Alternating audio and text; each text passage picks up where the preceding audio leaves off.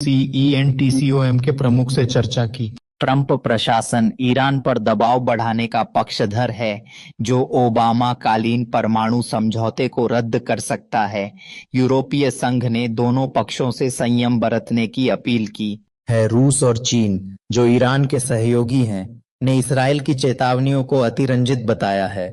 संयुक्त राष्ट्र महासचिव ने कहा है कि क्षेत्रीय शांति के लिए बातचीत जरूरी है। अब भविष्य की संभावनाओं पर विशेषज्ञों का मानना है कि यदि ईरान अपनी मिसाइल उत्पादन जारी रखता है तो इजराइल प्रिवेंटिव मेजर्स ले सकता है, लेकिन यह संघर्ष को बढ़ा सकता है। दूसरी ओर कूटनीतिक प्रयासों से तनाव कम हो सकता है। नेतन्याहू ट्रंप बैठक एक टर्निंग पॉइंट हो सकती है। ईरान ने कहा है कि वह डिटरेंस पर फोकस कर रहा है ना कि आक्रमण पर। इस मुद्दे पर मीडिया कवरेज भी व्यापक है। विभिन्न रिपोर्ट्स में ईरान की मिसाइल क्षमता की बहाली पर जोर दिया गया है। उदाहरण के लिए एक रिपोर्ट में कहा गया कि ईरान ने युद्ध के बाद अपने उत्पादन को तेज किया है। सोशल मीडिया पर बहस चल रही है, जहां कुछ यूजर्स ईरान की क्षमता की सराहना कर रहे हैं, जबकि अन्य इसराइल की रक्षा की बात कर रहे हैं। यह तनाव क्षेत्रीय सहयोगियों को भी प्रभावित कर रहा है।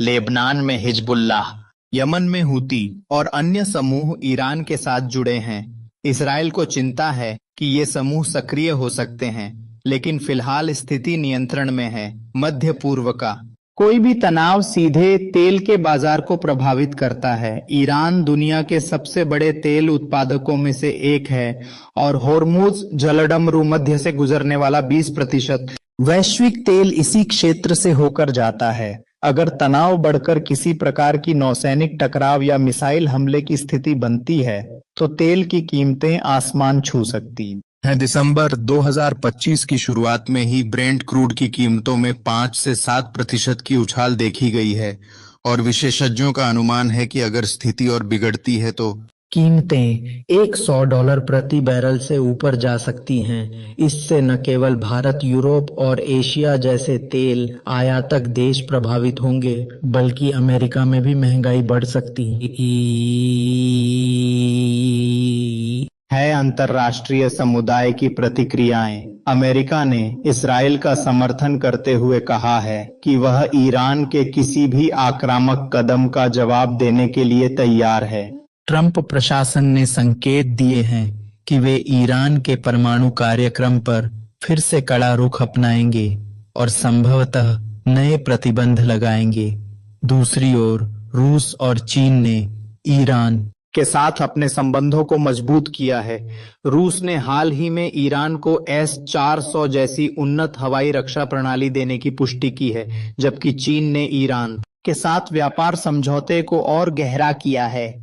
यूरोपीय संघ ने दोनों पक्षों से संयम बरतने की अपील की है और कहा है कि बातचीत ही एकमात्र रास्ता है। संयुक्त राष्ट्र सुरक्षा परिषद में इस मुद्दे पर कोई ठोस प्रस्ताव अभी तक नहीं आया है, लेकिन कई देश इसकी निगरानी कर रहे हैं। विशेषज्ञों की राय इस मामले में बंटी हुई है। कुछ सैन्य विश्लेषकों का मानना है कि ईरान की मिसाइल ड्रिल्स सिर्फ एक प्रदर्शन है, ताकि इसराइल और अमेरिका को संदेश दिया जा सके कि उनकी क्षमता युद्ध के बाद भी बरकरार है। दूसरी ओर इस्राएली रणनीतिक विशेषज्ञों का कहना है कि ईरान की सालाना 3000 मिसाइलों की उत्पादन क्षमता इस्राइल की बहुस्तरीय रक्षा प्रणाली आयरन डोम, डेविड्स स्लिंग और एरो के लिए गंभीर चुनौती बन सकती है। एक प्रमुख थिंक टैंक की रिपोर्ट में कहा गया है कि अगर ईरान एक साथ सैकड़ों मिसाइलें दागता है तो इस्राइल की रक्षा प्रणाली ओवरलोड हो सकती है। हालांकि ईरानी विशेषज्ञों का दावा है कि उनका कार्यक्रम पूरी तरह रक्षात्मक है और वे किसी आक्रामक युद्ध की योजना नहीं बना रहे। आने वाले समय की संभावनाएं क्या हो सकती हैं? सबसे पहला परिदृश्य है कूटनीतिक समाधान। नेतन्याहू और ट्रंप की आगामी बैठक में अगर अमेरिका ईरान पर दबाव डालकर परमाणु और मिसाइल कार्यक्रम पर नए समझौते की दिशा में बातचीत शुरू कर दे तो तनाव कम हो सकता है। दूसरा परिदृश्य है सीमित टकराव।